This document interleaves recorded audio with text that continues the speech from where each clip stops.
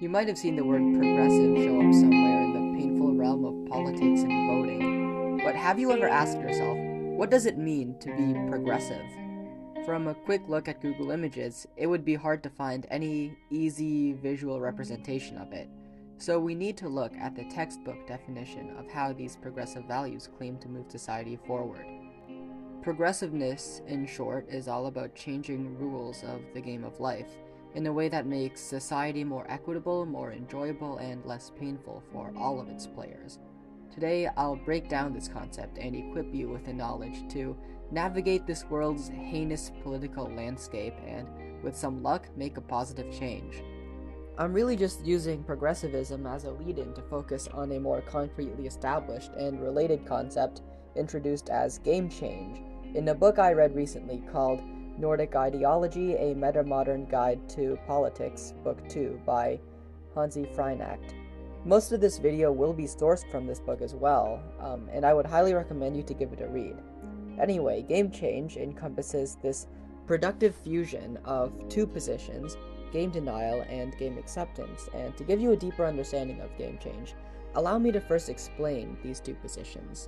Simply put, game denial and game acceptance are ways that we react to things in this world.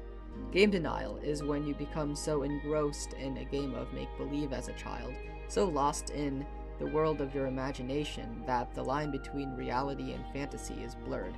Applied to the real world, game denial, in essence, is our refusal or inability to recognize the set rules and principles that underpin human interaction and our shared reality. It's when we opt for convenient blindness to uncomfortable truths and unpalatable realities. For instance, game denial may be expecting everyone on the planet to take up veganism instantaneously in a world where dietary preferences are as diverse as the people themselves, or believing that people would willingly take salary cuts and work longer hours for the noble but idealistic cause of alleviating global poverty. It's also when we surmise that we can hike corporate taxes considerably, with no repercussion of businesses fleeing to more economically favorable shores. It's harboring the naive assumption that social hierarchies can evaporate into thin air, making us all equal, but ignoring the inherent power dynamics that govern human interaction. One of the most potent and tragic examples of game denial comes from our not-so-distant history, the communist experiment. This socio-economic structure, revolutionary for its time, was fundamentally based on a vision of human solidarity and equality. This vision aimed to replace the competitive instincts and power dynamics inherent to human interaction with an idealistic dream of shared goals and mutual cooperation.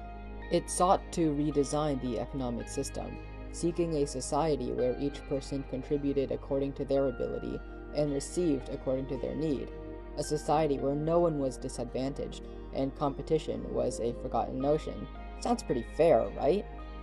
Yet, this seemingly utopian concept failed to factor in a fundamental truth about human nature: our propensity for competition, our desire for personal advancement, and our instinct for survival. As the reality of communism unfolded, it became painfully evident that ignoring these ingrained human traits could lead to disastrous consequences. Economic productivity plummeted, living standards fell, and societies became oppressively totalitarian. Those who dared to question the status quo, to deviate from the accepted ideal, were too often viewed as threats, labeled as enemies of the state, and faced severe consequences. The machinery of the state was weaponized against them, leading to tragic outcomes. The downfall of communism served as a stark reminder of the dangers of game denial. It underscored the importance of acknowledging human tendencies rather than suppressing them, instead of adapting our societal structures to work with human nature, not against it. Now we know that game denial is a subconscious process, so it's crucial to base our perceptions on a realistic understanding of the world, rather than on wishful thinking. Understanding the rules of the game is critical, even if we believe they're unjust. We need to some extent, engage with these rules if we wish to alter them. Beyond the realm of game denial lies another territory frequently traversed: game acceptance. Game acceptance is the opposite of game denial. It translates to capitulating to the established rules, regarding them as unalterable laws of the universe. This outlook often relegates substantial changes as elusive dreams, attainable only in an indefinite and unimportant future. This stance leads to the rationalization and defense of the often brutal and inequitable outcomes of the game. It convinces us that these results are somehow equitable because someone somewhere was supposedly deserving of their fate. The whispers of ideology supporting a hands-off approach to social dilemmas harmonize into the symphony of game acceptance. But the underlying principle of game acceptance is a deceptive fallacy, inferring that something ought to be the case just because it is the case. In its most drastic form, game acceptance fabricates non-existent disputes, crafting illusory games that command quote-unquote unavoidable evils. History provides numerous examples, from ideologies instigating violent racial conflicts, to misguided doctrines justifying racial and gender discrimination, to practices endorsing inhumane animal farming, and to educational structures that systemically suppress the less privileged. Game acceptance, at its extremes, can lead to terrifying social constructs. Consider the brutality of Nazi Germany or other comparable dictatorships. Their death toll might have been lower than that of communist regimes numerically, but their violence frequency and the scale of their atrocities were staggeringly high, considering their limited scope and duration. A Canadian example of the concept of game acceptance is residential schools, a shameful part of my country's history. These were institutions where Indigenous children were forcibly separated from their families and communities with the intent to assimilate them into the mainstream culture. Game acceptance, in this context, means recognizing this oppressive system, but not questioning or challenging it. It reflects the mindset of those who accepted residential schools as a normalized part of societal progress or evolution. Yet this acceptance only extended the damage and trauma inflicted on these communities. It's a stark example of how game acceptance can perpetuate harmful systems when we fail to question and confront the status quo. The most egregious offense of game acceptance isn't merely the physical destruction it can spawn. More so, it's the hindrance it poses to crucial, feasible, and very achievable changes.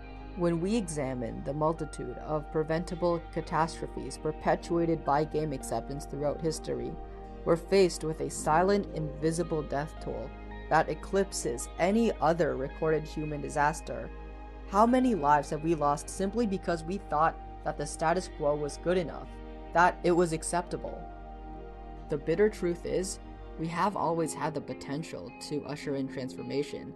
Investing in sustainable global growth, avoiding unnecessary conflicts, providing basic healthcare for all, adopting less wasteful lifestyles, these aren't pipe dreams. They're achievable realities. But game acceptance continues to shackle us, maintaining a status quo that resists the very changes that could reshape our world for the better.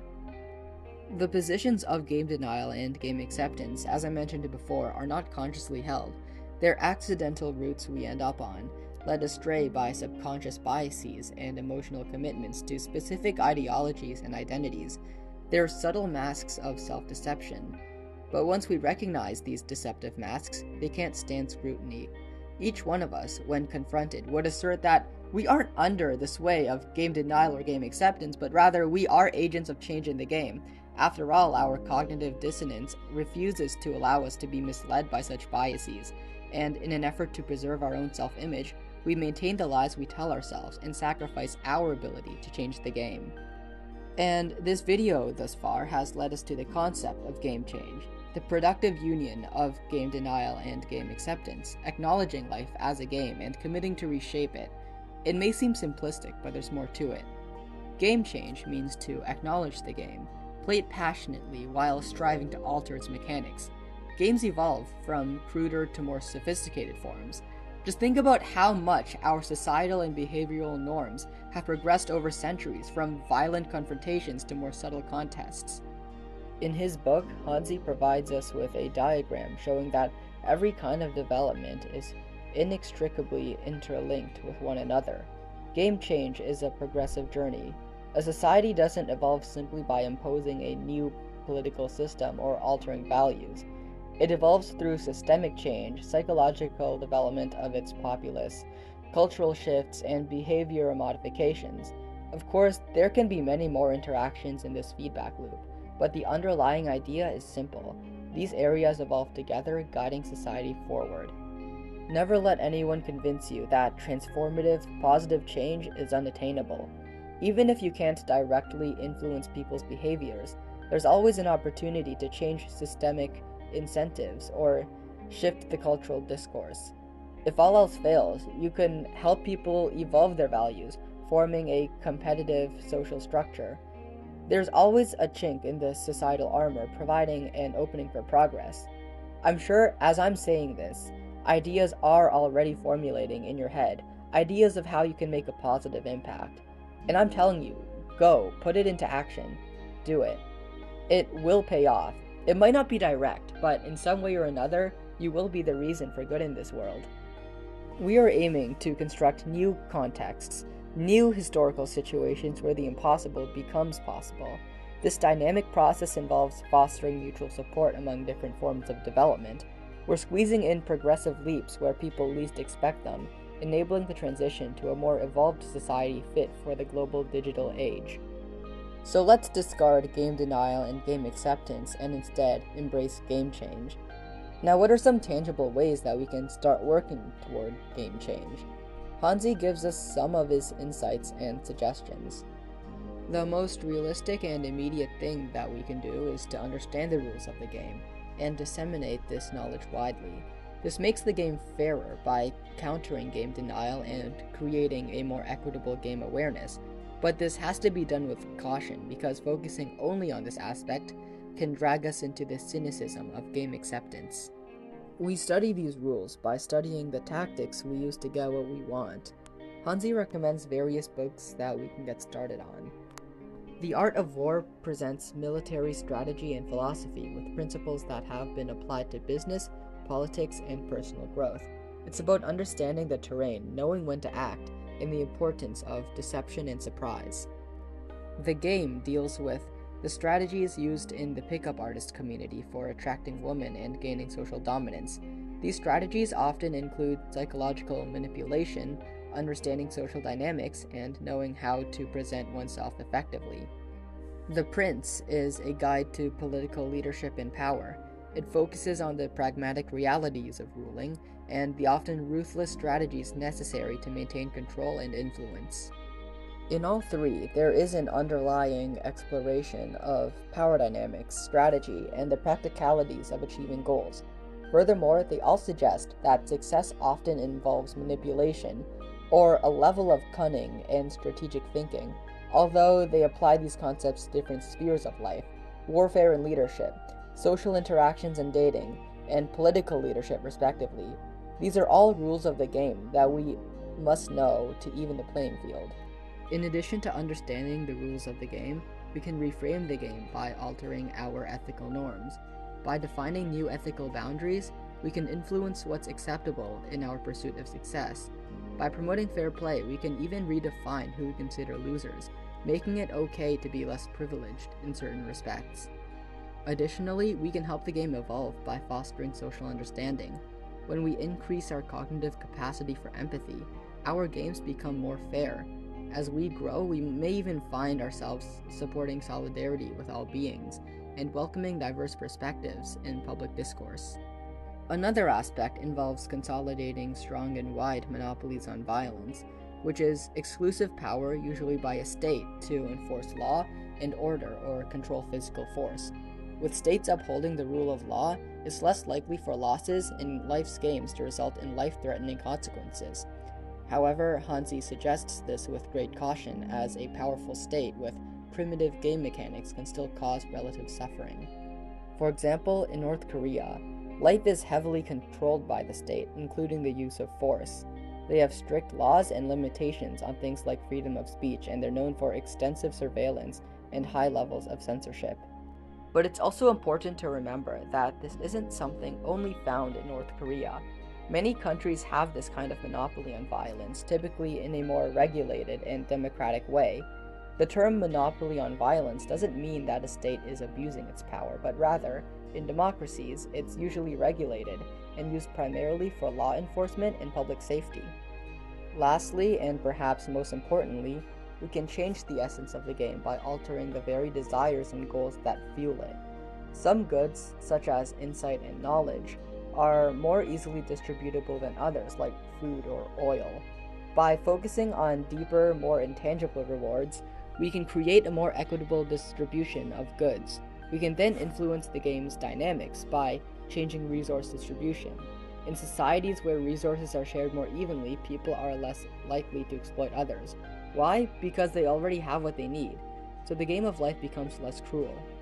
This last point is especially relevant as we transition to a post-material, post-industrial society where we focus less on economic and physical security and more on self-expression and quality of life, and where jobs requiring more cognitive skills are in higher demand than manual labor. This new perspective can shift us from an economy of power to an economy of happiness. Instead of chasing roles that wield power over others, people might choose roles that are on a more equal level, like the trustworthy friend. Sure, people will still win and people will still lose, but this shift reduces bloodshed and makes losing less painful, with more chances for everyone to shine in their own way. These are only a few of Hanzi's suggestions, but they are steps we can take towards improving the world we live in. By embracing game change, we have the power to transform our society into one that's more equitable, empathetic, and constructive. This journey will be challenging, no doubt, but remember, in this game of life, we're not just the players, but we're also the rule makers. So let's play wisely. Let's play to change.